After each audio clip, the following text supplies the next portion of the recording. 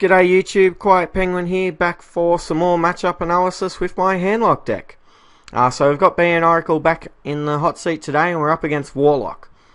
So he hasn't actually told me whether he's playing Zoo or the Handlock yet, or the Mirror. I mean, that's pretty accurate. When you queue up against a Warlock in the ladder, you never really know whether he's playing like Handlock or Zoo or some kind of crazy Demon Lock deck. So it's more accurate this way. So here we're actually going to keep the Zombie Chow and the Dark Bomb just in case he is Zoo, and we're going to mulligan the other two. So if he is Handlock, we might be in a little bit of trouble here. Just because we don't have any of the important cards, any of the like Siphon Souls or the Giants. But if he's Zoo, we're going to be in a pretty good shape here by the looks. So we'll just have to see which one he's playing. Alrighty, so he's playing Zoo, guys, so we got lucky. Thank goodness. Alright, yeah, because this hand would have sucked against the Mirror. But that's how most Mirror matches go. I mean, it depends a lot on what you draw, and if you just draw the wrong half of your deck in the Mirror, you tend to lose. That's just how it goes.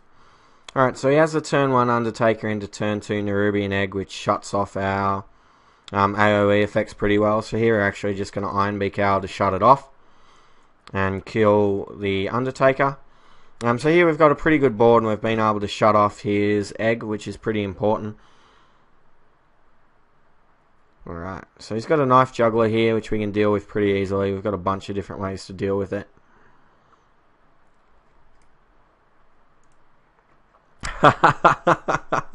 And he misses the 67% chance to kill one of our minions there, which is pretty sick. But he is able to kill off one of them with the Nerubian Egg. So it's not the end of the world for him. Alright, so here we can kill off the Knife Juggler, and now we're just going to coin out this Twilight Drake and pass the turn. So even though it's only a Yeti here, it's pretty important that we just have something that we can continue to pressure the board with. And also we can pressure his life total, because if we're not putting any pressure on his life total, he's sort of free to just life tap as much as he wants. Which means he's generally going to be able to overwhelm us eventually there. Okay, so here he has a second Knife Juggler into a Flame Imp. Hopefully that Juggler goes face again, which it does. That's awesome. Alrighty, we draw a Healbot, which is pretty solid. Means we can life tap here without too much fear. And so we're just going to kill off the Knife Juggler, and then we'll Dark Bomb to kill off the Imp as well. So he could have used an AoE there, like a Hellfire or a Shadow Flame, but there's not too much point. We might as well save it for when he does like an Implosion or something like that. As you can see, we were able to clear off the board without it. Okay, so here he just slams out a Doomguard into a naked board, which is pretty good. So here we don't really have a ton to do. We could play out like the Healbot, but he's just going to get to eat it for free, so that doesn't seem very good. So we're probably better off just life tapping this turn. So we do have the Siphon Soul to deal with the Doomguard next turn. So we're not in too bad a shape here. We're doing pretty well. Alright, so here he just plays a Doggy, the Direwolf Alpha, and hits us for 6. But then we get to heal back up to 12. So he's pretty unlikely to kill us here. He would need exactly Power Overwhelming into Doomguard, which since he's life tapped, he obviously doesn't have that. Alright, so he just plays out a Flame Imp. Attacks us for 2. That seems to be all he has, which is okay. So now we really kind of want to Healbot ASAP, so it's just a matter of whether or not we can afford to sort of Hellfire this turn. We definitely need to deal with his board in some way, or heal up. Like, we can't afford to just do something like Mountain Giant plus Zombie Chow, because it's pretty easy for him to find the last 4 damage that he needs.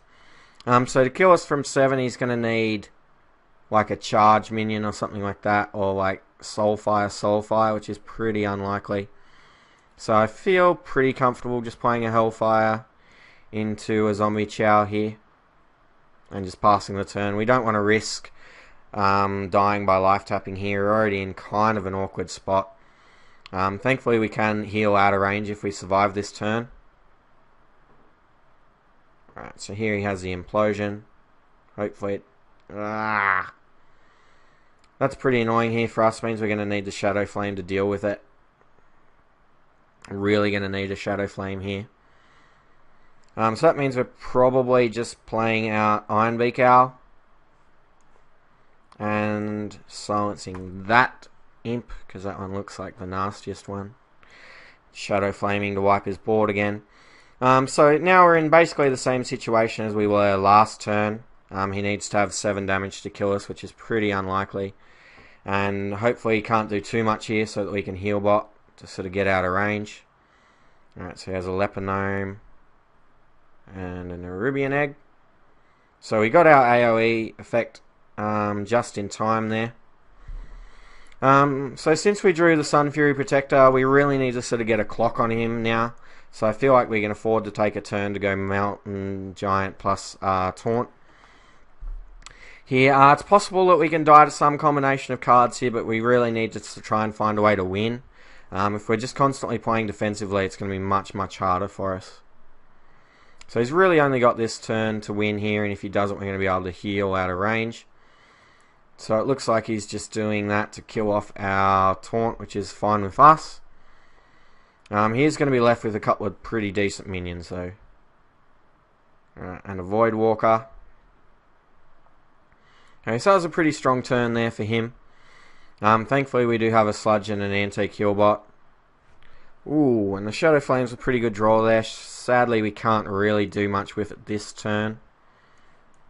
We are going to put 2 damage onto that Void Walker, though.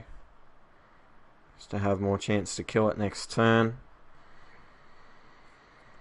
Alrighty, so here drawing something like an Ancient Watcher or something so that we can use this Shadow Flame to clear his board would be really, really good. So that Direwolf Alpha's pretty strong here. Alright, so we're not quite dead here, but we are pretty close. Alright, so he has another Implosion as well. And he hits it for just enough to kill that, which is pretty disgusting. Alright, but if he makes that attack, then basically any minion that we draw, we're going to be able to use Shadow Flame with to wipe his board. So as long as we draw a minion here, we're good. Mortal Coil. Alright, so here we're going to Mortal Coil, but rather than life tap, just because our life is so precious. Lord Jiraxxus. Okay, so if we play Jiraxxus, kill this will be down to 13, and he has 7-10 damage, so he'd only need to top deck 3 damage, which is pretty likely. So here I feel like our best option is to life tap, try and find any minion that we can use in conjunction with Shadow Flame. So that's generally good enough, but here we're actually just going to use this Siphon Soul to eat that Nerubian. And so here he's got 8, so again he needs 3 damage to kill us, which is definitely possible, but if he doesn't have it, then we're going to be pretty good. We're going to be able to heal up and then Shadow Flame to kill off his board. So hopefully he doesn't have it here. He's definitely got out, so he could have like Power Overwhelming, Soulfire, Doomguard. Alright, phew. Doesn't have it. Okay, so Sludge Belcher again is a pretty good draw here. It means that we could conceivably not Shadow Flame this turn. So either way, we're obviously playing the heal bot out here. So we just really want to try and look and see what sets us up best for like Lord Jiraxxus next turn.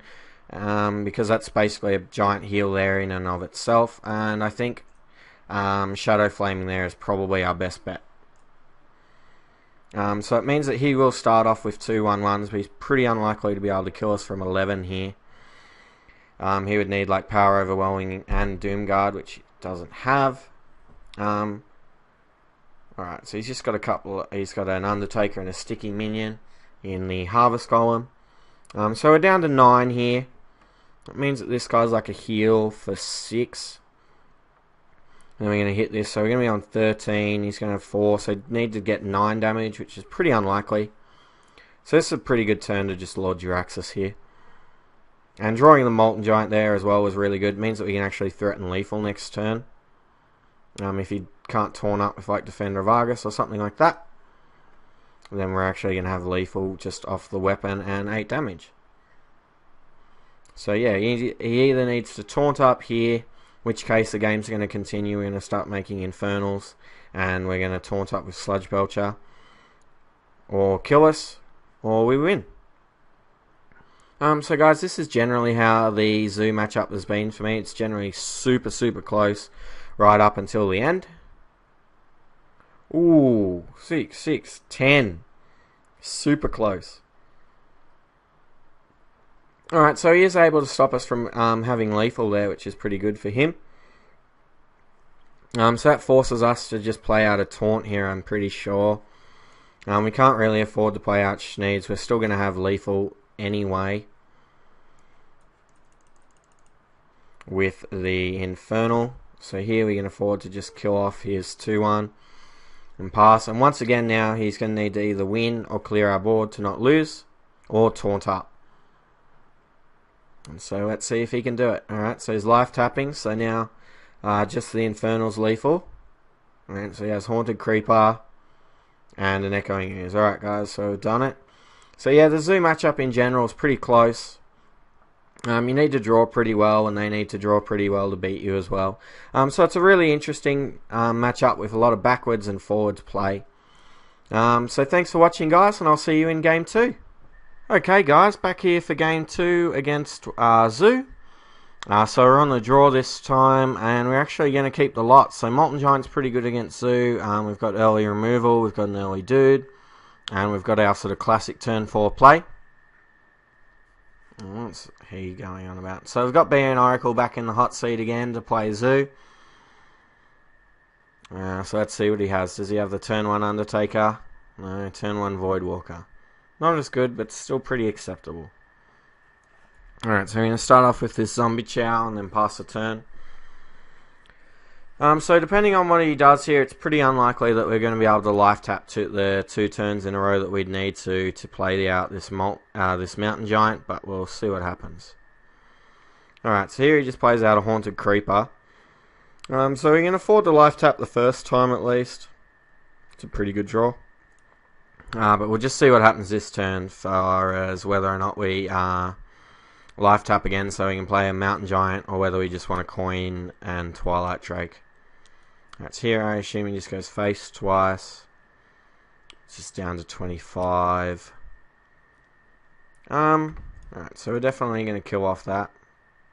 So because he doesn't have that much on board, I'm feeling pretty safe life tapping here again and playing the Mountain Giant next turn.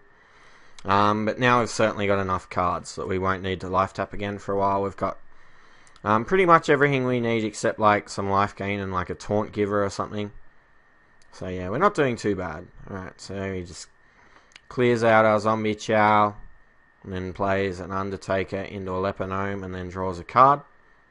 Should have drawn a card first most likely, but anyway, not too big of a deal here.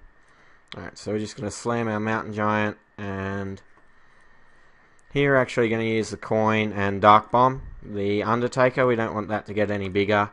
And it's not, we don't really have like an AoE effect in hand, so we really just want to try and minimize the amount of damage we're going to take.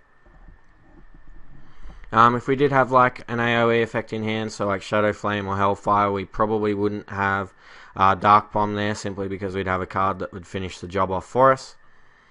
But since we didn't, we really needed something to just sort of finish it off there. Make sure we don't take too much damage. Alright, looks like he's just going to clear off our Giant, which is pretty good for us. He's still left with a pretty good board though, just because he had so many sticky minions out, and now he plays in the Rubian Egg. Alright, so if we can draw either like a Taunt Giver or an AoE effect here, I feel like we're going to be pretty good. But for now we're just going to need to play out this Twilight Drake and pass the turn. And thankfully he's only got 7 damage on board, which isn't that much, and if he does attack us with all of it, we can play like a Molten Giant or something. We'll just see. So yeah, as our Being Oracle was saying, he did overkill the Giant by 1.